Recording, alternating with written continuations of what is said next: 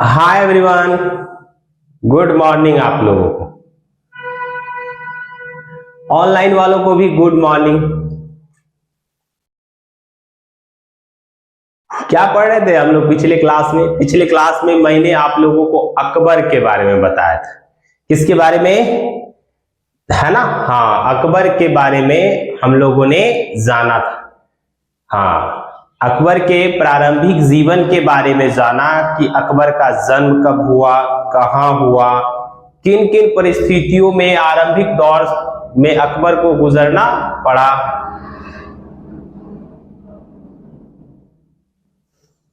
उसके पश्चात उसका लालन पालन कैसे हुआ। लालन पालन के पश्चात जो है उसे कई प्रकार की कठिनाइयों का सामना करना पड़ा। जब उसके पिता हुमायूं की मृत्यु हो गई और वह स्वयं क्या बना, दिल्ली का शासक बना, यानी मुगल वंश का तीसरा शासक बना। इन सब के बारे में हम लोग पिछले क्लास में क्या कर चुके हैं, अध्ययन कर चुके हैं। अब जो है ना हम लोगों को जानना है उसके आगे, है ना। मैंने बताया था कि किस प्रकार से पानीपत के द्वितीय युद्ध में जीतने के पश्चात अकबर ने अनेक सराहनीय कार्य किए। इन सब के बारे में हम चर्चा करने वाले हैं, है ना। तो सबसे पहले हम जानेंगे कि भाई अकबर ने कब से कब तक शासन किया। आप देख पा रहे हो अकबर ने कब से कब तक शासन किया। 1556 एडी से 1605 ईस्वी के मध्य अकबर ने क्या किया है, वो शासन किया है। अकबर के इस शासन काल को हम तीन प्रमुख भागों में विभाजित करके क्या करते हैं, इसका अध्ययन करते हैं। आप लोग भी इस चीज पर क्या दीजिएगा, सारे बच्चे ध्यान दो, कोई दिक्कत नहीं है ना। हाँ, ध्यान से सुनना है। काहे मुस्कुरा रहे हैं, क्या हो गया? कब से कब तक शासन किया अकबर ने? 1556 से 1605 ईस्वी तक। एकदम ध्यान से सुनना है, ठीक ना। कब से कब तक हो? 1500 से 1605 ईस्वी तक। देखिए अकबर के जो शासन का दौर है ना, ये अकबर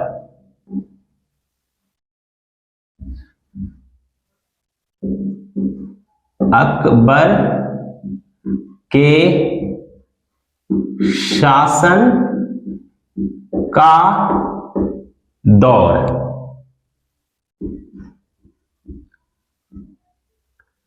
इसको हम लोग मुख्यतः तीन भागों में बांटते हैं। कितने भागों में?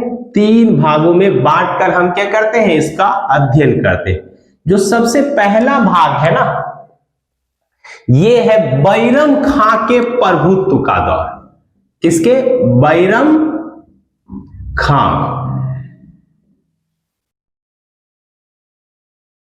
के प्रभुत्व का दौर, जो मुख्यतः 1556 से 1605 ईस्वी तक था, ठीक ना। दूसरा जो दौर है इसे हम लोग कहते हैं पर्दा शासन का दौर।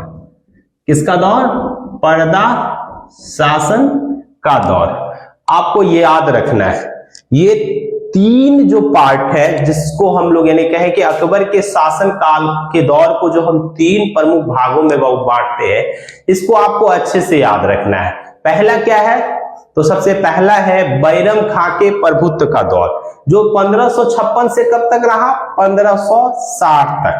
दूसरा रहेगा पर्दा शासन का दौर, 1560 से 1564 तक। और तीसरा और अंतिम दौर जो है वो है अकबर के प्रभुत्व का दौर, जिसको हम 1564 से 1605 तक क्या करते हैं, दर्शाते हैं। तो चलिए पहले इसको लिख लेते हैं।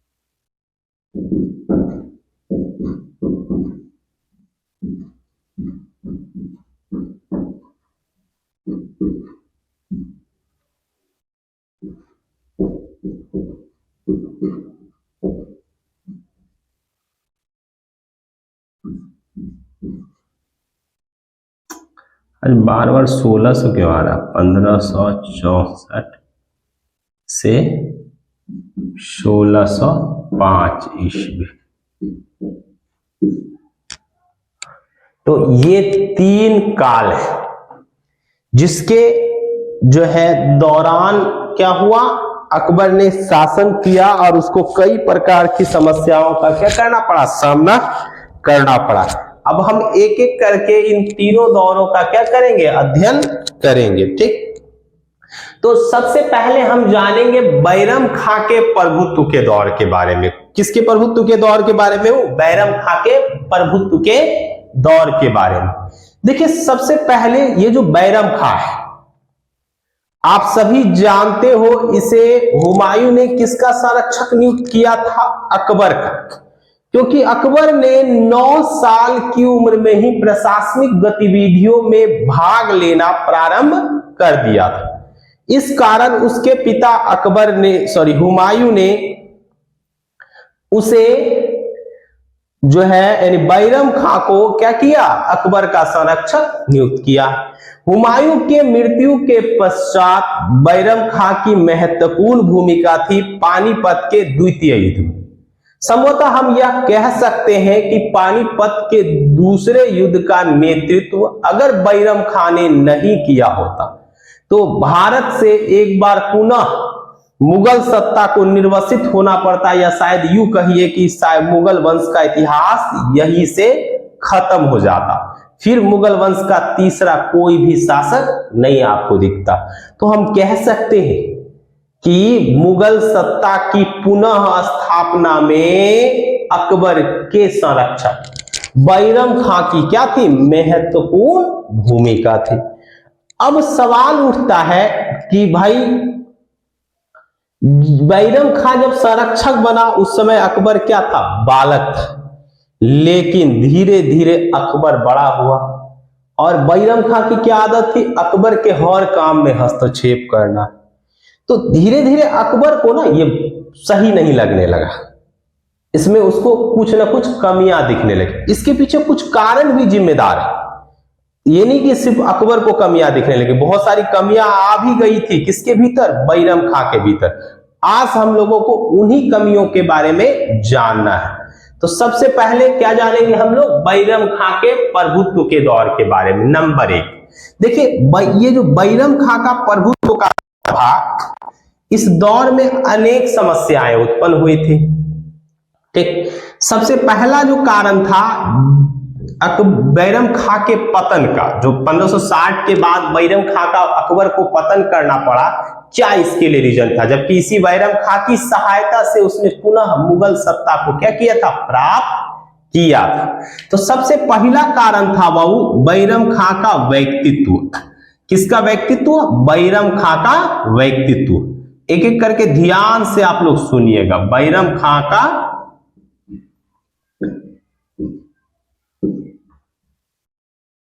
देखिए, वास्तव में बैरम खां एक स्वाभिमानी व्यक्ति था। स्वाभिमानी मतलब अपने स्वामी के प्रति बिल्कुल अपनी जो है ना इच्छा प्रकट कर देने वाला, अपने स्वामी अपने मालिक के लिए अपना सब कुछ न्योछावर कर देने वाला। लेकिन कहीं ना कहीं स्वामी भक्ति के साथ साथ उसमें महत्वाकांक्षा भी था। दैट मीन्स वह महत्वाकांक्षी भी था, यानी अपने मान सम्मान के लिए कुछ भी कर गुजरने को वह गुजर जाता था। बहुत ज्यादा क्रोधी भी था वो, उसको बहुत जल्दी क्रोध आ जाता था। उस खुद के मतलब ऊपर उसका नियंत्रण नहीं था। मैंने पढ़ाया होगा, जब जिस समय मुगल सेना दिल्ली में पराजित हुआ तो ताती बेग लौटकर कहां गया, समरकंद के पास बैरम खां से मिला। उस समय बैरम खां ने गुस्से में आकर क्या की थी, उसकी हत्या कर दी थी। तो इससे भी मुगल दरबारी आशंकित थे, क्योंकि वो बहुत क्रोधी था। क्षण भर भी नहीं लगता था उसे किसी की हत्या करने में। तो क्रोध इंसान के विनाश का वास्तविक रीजन है। आपको पता है आपके जीवन का सबसे बड़ा शत्रु क्या है? क्रोध। क्या है? सबसे बड़ा शत्रु है क्रोध। हाँ, याद रखिएगा। दूसरा, आपको धैर्य बनाए रखना होगा। क्या बना के रखना होगा? धैर्य। बगैर धैर्य के आप क्या हो जाओगे? बिखर जाओगे। और बैरम खां के पास इस चीज की क्या थी? कमी थी। दूसरा देखिए, दूसरा जो सबसे मेन मुद्दा है कि बैरम खां जो था वह एक शिया मुसलमान था। कैसा मुसलमान था? शिया मुसलमान, है ना। तो शिया मुसलमान होने के कारण उसने उसने पक्षपातपूर्ण नीति अपनाई। मुगल दरबार में कैसी नीति अपनाई? पक्षपातपूर्ण। पक्षपातपूर्ण किसके प्रति उसने पक्षपातपूर्ण नीति अपनाई? पक्षपातपूर्ण।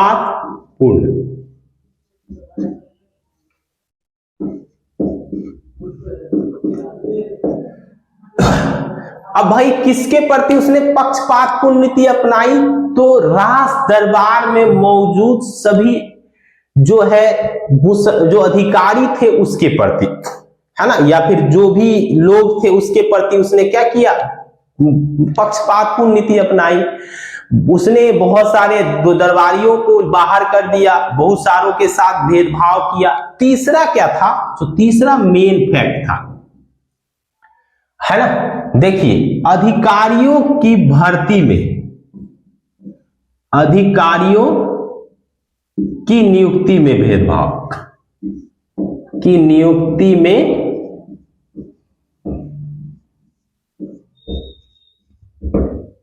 भेदभाव।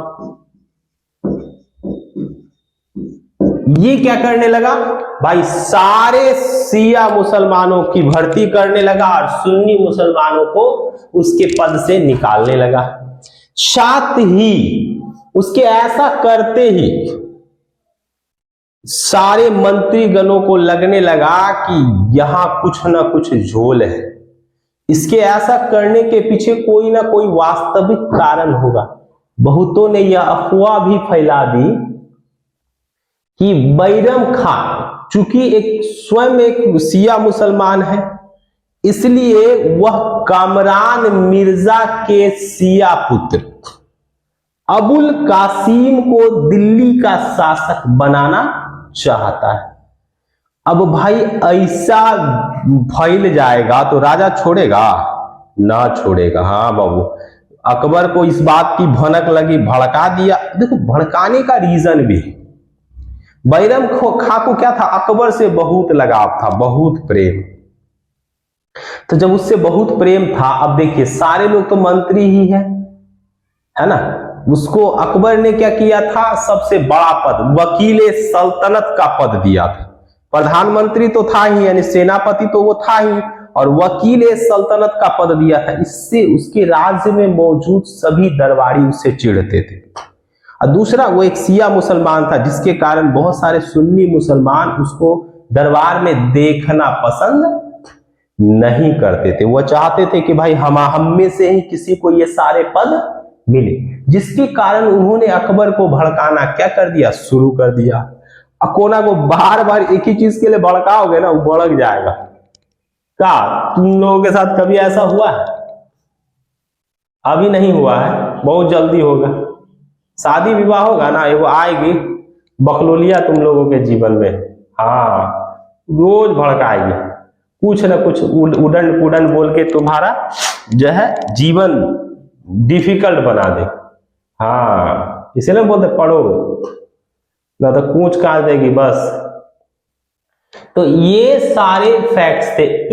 अब देखो, ऐसी भावना जो राज दरबार में फैली कि भाई कामरान मिर्जा के पुत्र अबुल कासिम को क्या बनाना चाहता है? शासक बनाना चाहता है। तो इससे अकबर को संदेह हो गया। क्या हो गया? संदेह। अब जब संदेह हो गया तो उसने क्या किया भाई? अलगाव की नीति अपनाई। अब वो बैरम खां से दूर दूर रहने लगा। किससे दूर रहने लगा? बैरम खां से, है ना।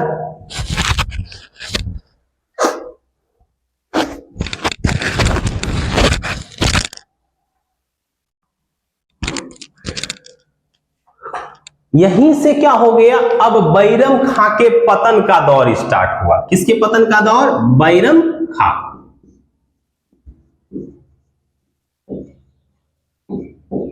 के पतन का दौर स्टार्ट हो गया।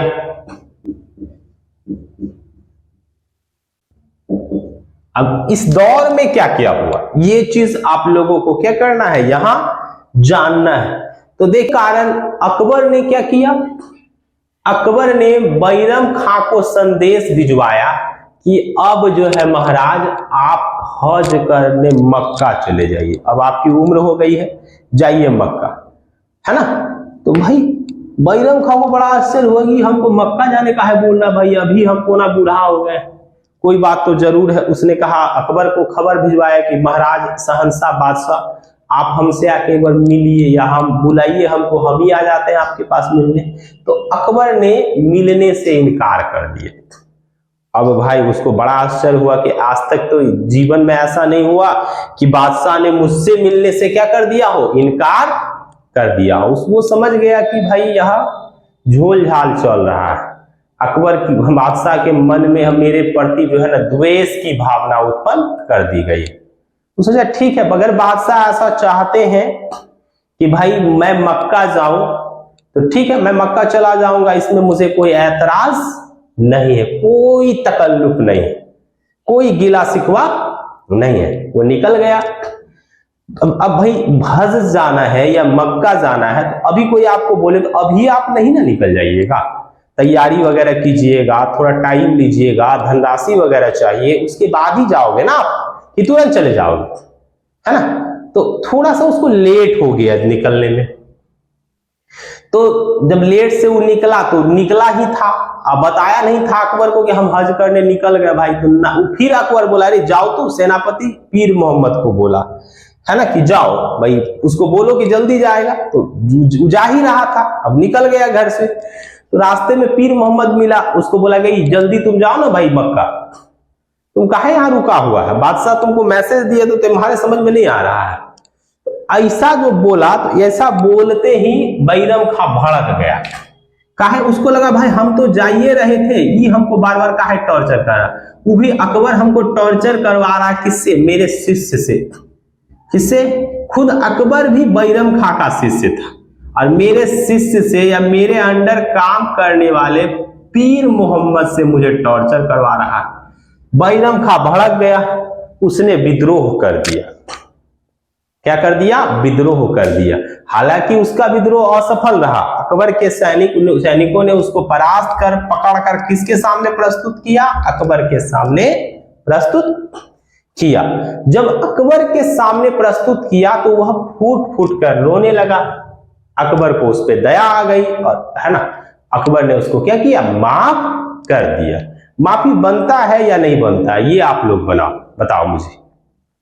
हाँ, डेफिनेटली बनता है, क्योंकि भाई वो तो जा ही रहा था, आपने उसको भड़का दिया, आपके लिए इतना कुछ किया है, लेकिन आप थोड़ा सा उसके लिए सब्र नहीं कर पा रहे। यही होता है जीवन में, अगर शौक की बीमारी घुस जाएगी ना तो अच्छा अच्छा परिवार चौपट हो गया है। हाँ, ये चीज आप सदैव याद रखिएगा। अब अकबर ने उसके सामने 3 प्रस्ताव रखा। बोला कि आपके सामने मैं 3 प्रस्ताव रखता हूं, आप जिसमें स्वीकार हो आपको वह आपके उस प्रस्ताव को मान लिया जाएगा, है ना। तो अकबर का जो पहला प्रस्ताव था, सबसे पहला वाला, है ना, ऊपर लिख देते हैं।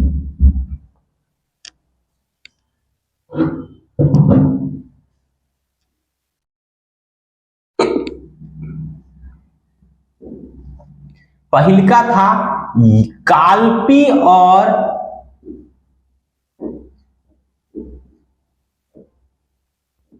चंदेरी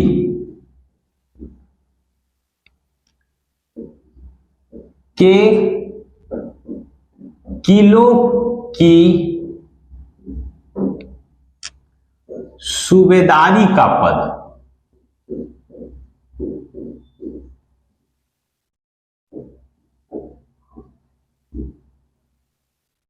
क्या कहा पहला उसने, पहला ऑफर क्या दिया भाई कि आप कालपी और चंदेरी के किला का क्या कर सकते हैं, सूबेदारी का पद ले सकते हैं। दूसरा उसको जो दिया गया ऑफर वो था, है ना, शहंशाह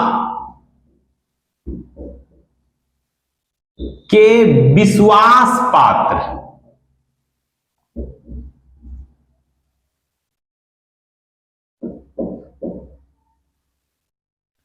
है ना, के रूप में सलाहकार का पद, मुख्य सलाहकार का पद। और तीसरा मक्का की यात्रा यानी हज की यात्रा। भाई पहिलका दूगो पद तो बड़ा भयानक है, बहुत बड़ा बड़ा पोस्ट है। बैरम खां को क्या करना चाहिए, पहला वाला लेना चाहिए या दूसरा का? पहला वाला। आप दूसरा वाला पहले वाले से सरल है। तबीयत खराब है थोड़ा। तो देखिए, बैरम खां जानता था कि मैं शासक का जो विश्वास है ना अब वो खो चुका है ना।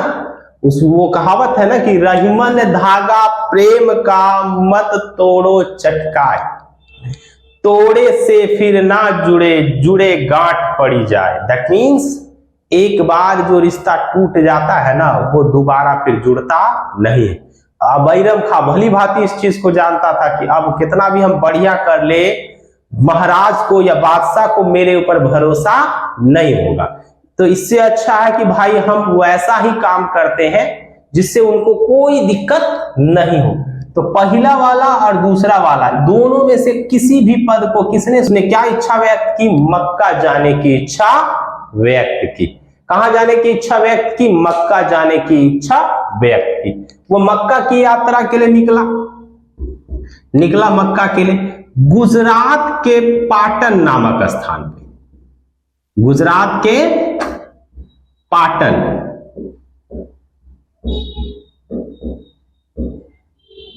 नामक स्थान पर,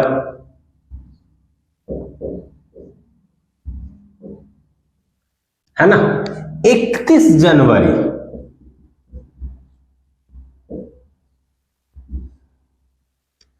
1561 को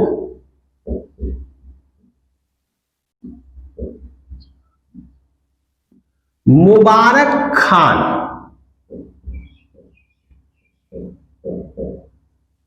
नाम के एक व्यक्ति ने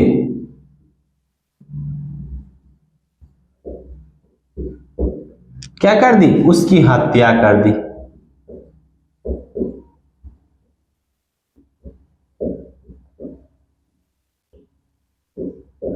अब पूछोगे सर काहे मार दिया?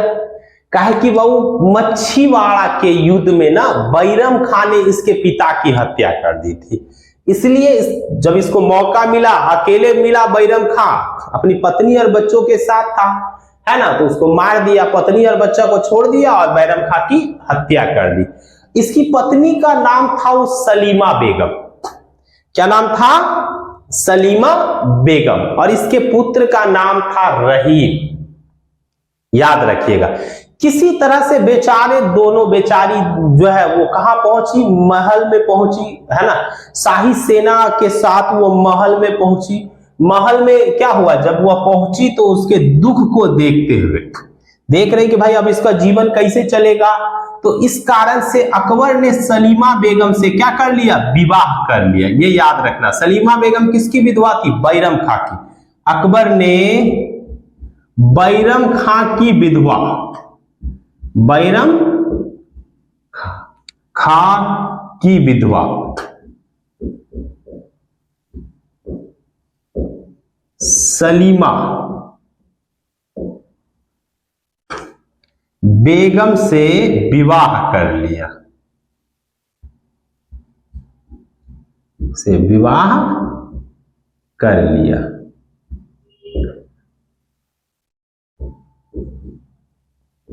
तथा उसके पुत्र रहीम को अपना संरक्षण दिया। रहीम को क्या दिया? अपना संरक्षण दिया।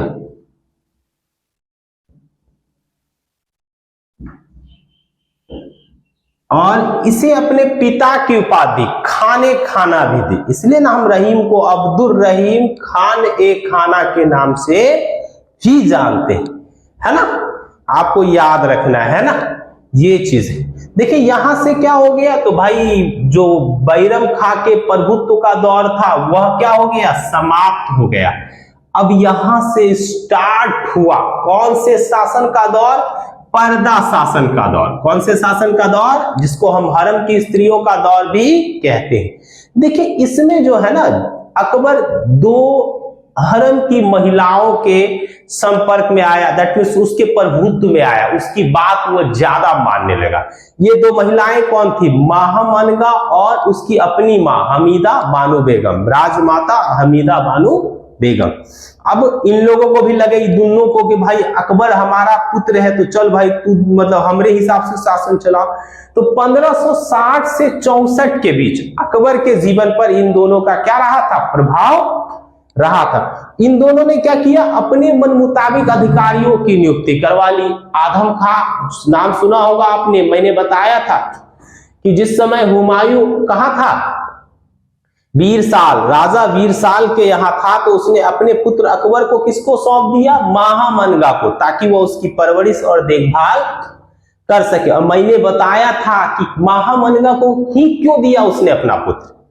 इसका कारण था कि उसके हम उम्र का एक पुत्र महामनगा का भी था जिसका नाम था आदम खां।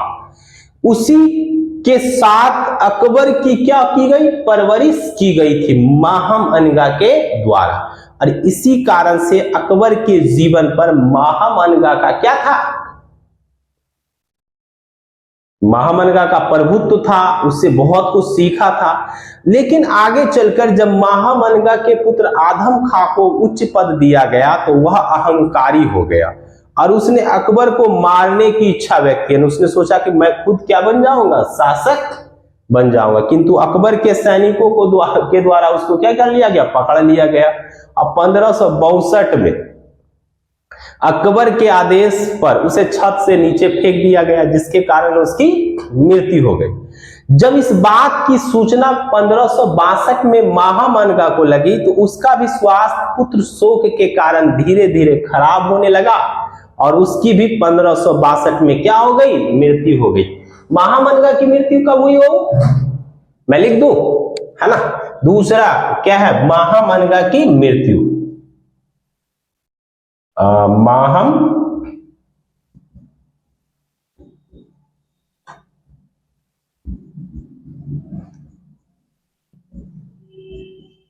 की मृत्यु 1562 में। ठीक, ये याद रखिएगा, ये पूछ सकता है आपके एग्जामिनेशन में। ठीक, 1562 में किसकी मृत्यु हो गई? महामनगा। और धीरे धीरे यहीं से जो है ना अकबर अपनी माता के प्रभुत्व से भी बाहर आ गया और जो इस पर्दा शासन का दौर था, जो हरम की स्त्रियों का दौर था, वो क्या हो गया? समाप्त हो गया।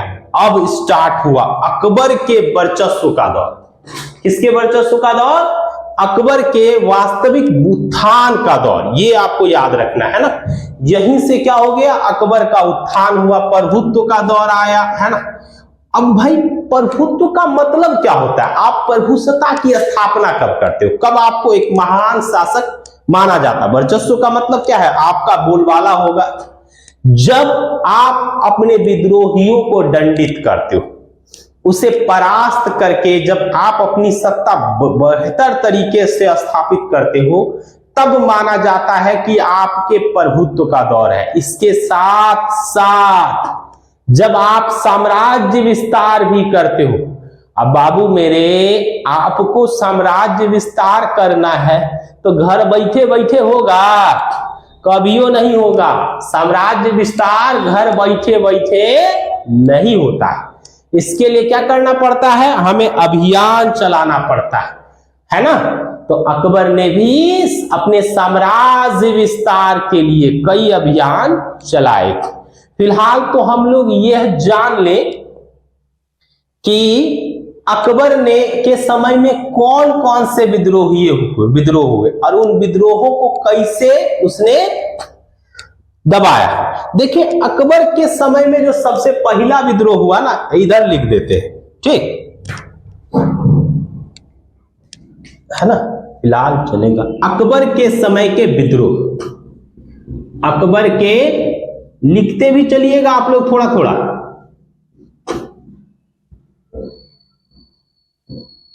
हालांकि ऑनलाइन वालों के लिए क्लास रिकॉर्डेड रहेगा, आप जितना बार हो उतना बार देख सकते हो, है ना। अकबर के समय के विद्रोह,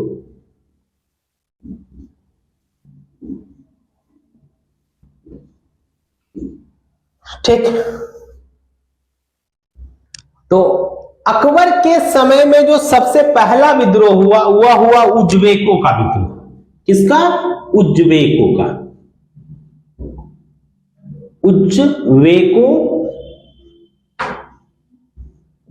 का विद्रोह, सबसे पहला विद्रोह किसने किया? उज्बेकों ने। उज्बेक विद्रोह का नेता कौन था? अब्दुल्ला खान। कौन था? अब्दुल्ला खान उज्बेकी, है ना। ये याद रखना है, जिसको अकबर ने मालवा का सूबेदार नियुक्त किया था। अब बताइए, उसको मालवा का सूबेदार नियुक्त किया, उसी ने क्या कर दिया भाई? विद्रोह कर दिया।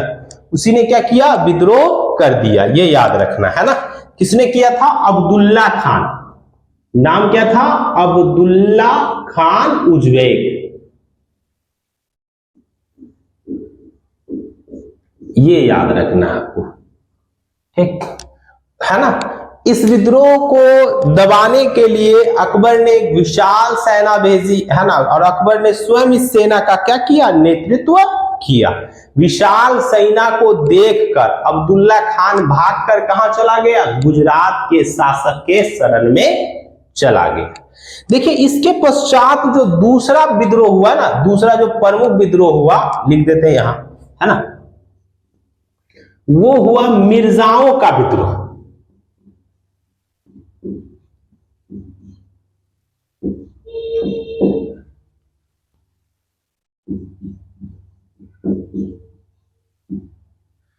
और इस विद्रोह का नेता था जौनपुर का सूबेदार अली कुली खान, है ना। जौनपुर के सूबेदार ने जो है अब्दुल्ला खान उज्बेकी के साथ मिलकर क्या कर दिया? विद्रोह कर दिया। अब देखिए, जिस समय अब अली कुली खान ने विद्रोह किया ना, उसी समय, है ना, अकबर के सौतेले भाई ने भी विद्रोह कर दिया, है ना। अब भाई अकबर दोनों तरफ से फंस गया, इधर से भी विद्रोह हो गया और इधर से भी विद्रोह हो गया। उसने बड़ी वीरता से दोनों ही विद्रोहियों का क्या किया? सामना किया। और अली कुली खां के साथ कई विद्रोहियों को मौत के घाट उतार दिया गया, है ना। अब अकबर के समय में जो तीसरा प्रमुख विद्रोह हुआ ना, वह था यूसुफ जाइयों और बलूचियों का विद्रोह। किसका? यूसुफ, अफगान में यूसुफ जाइयों एवं बलूचियों का विद्रोह।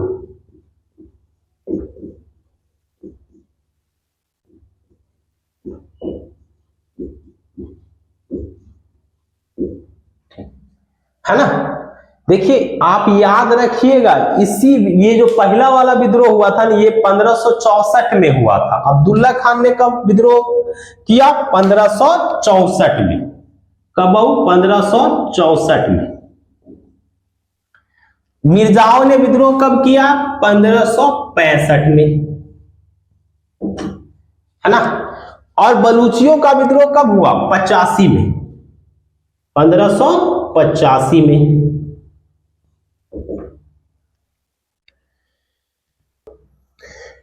अब देखिए, इसी यूसुफ जाइयों एवं बलूचियों के विद्रोह को दबाने के लिए बीरबल को भेजा गया था, और इसी क्रम में किसकी मृत्यु हो गई, तो बीरबल की मृत्यु हो गई। इन्हीं विद्रोहियों को चौपट करने के चक्कर में अकबर ने किसको खो दिया, बीरबल को खो दिया। बीरबल के बारे में जानते हो ना जी।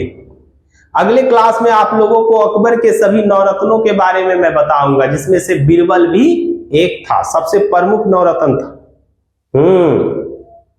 अकबर के ऐतिहासिक जीवन में बीरबल की महत्वपूर्ण भूमिका है, वो हम लोग नेक्स्ट क्लास में जानेंगे। बाद में मानसिंह और टोडरमल ने जाकर क्या किया, विद्रोहियों को कूच-काच दिया।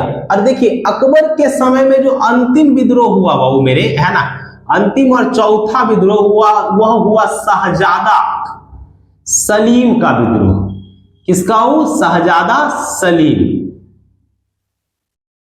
ये अंतिम विद्रोह था अकबर के जीवन का।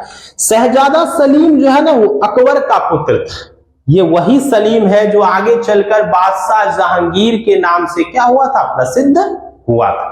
मैं आपको इसके बारे में अगले क्लास में बताऊंगा कि सलीम कौन था। हम लोग सलीम के बारे में पढ़ेंगे भी अलग से, ठीक ना। इसके बाद जो हमारा अगला टॉपिक होगा वो सलीम ही होगा। तो भाई ये विद्रोह क्यों कर रहा था, बोले ये तो राजा का पुत्र है, इसके विद्रोह की वास्तविकता क्या हो सकती थी। देखिए, सबसे बड़ा कारण क्या था कि अकबर छोटे उम्र में शासक बना था। छोटे उम्र में शासक बनने के बाद उसने एक लंबे समय तक क्या किया, शासन किया, लगभग 50 वर्ष तक। हाँ, लगभग कितने साल तक, 50 साल तक। अब इस समय ये बड़ा हो गया था और ये खुद शासक बनना चाहता था। इसने कई बार अकबर पर आक्रमण किया है ना, लेकिन हर बार अकबर ने क्या किया, इसके विद्रोह को विफल बना दिया। हर बार अकबर इसको माफ कर देता था। लेकिन 1602 में इसने क्या किया, अकबर को आघात पहुंचा दिया। क्या आघात पहुंचाया, तो भाई 1602 में इसने अकबर के विश्वास पात्र, इसने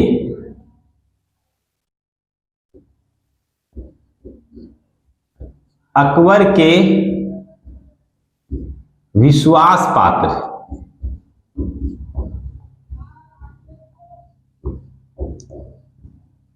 अबुल फजल, नाम सुना होगा आपने, पढ़ाएंगे नवरत्न में इसके बारे में भी, की हत्या है ना। इसने अकबर के विश्वास पात्र अबुल फजल की हत्या बुंदेला वीर सिंह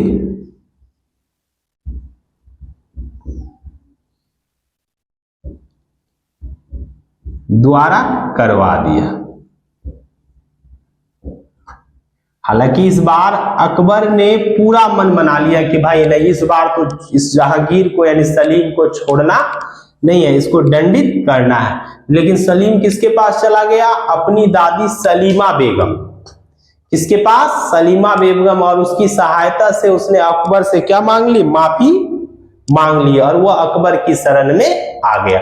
भाई ये याद रखना, ये सलीमा बेगम और वो जो अभी मैंने कहा दोनों अलग है। ये अकबर की पत्नी है और ये पहले क्या थी, बैरम खां की विधवा।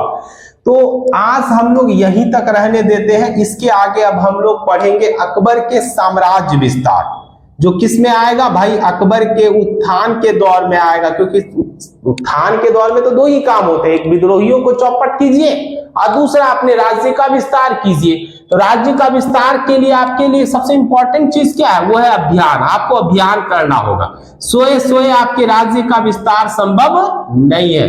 तो भाई अकबर ने कौन कौन से अभियान किए, इसके बारे में हम लोग कब जानेंगे, नेक्स्ट क्लास में जानेंगे। आज यहीं तक रहने देते हैं बाबू लोग मेरे, है ना, एंड बबुनी लोग, है ना, ठीक है, सब बढ़िया। ऐसे मन लगा के पढ़ना है, ठीक, बाय।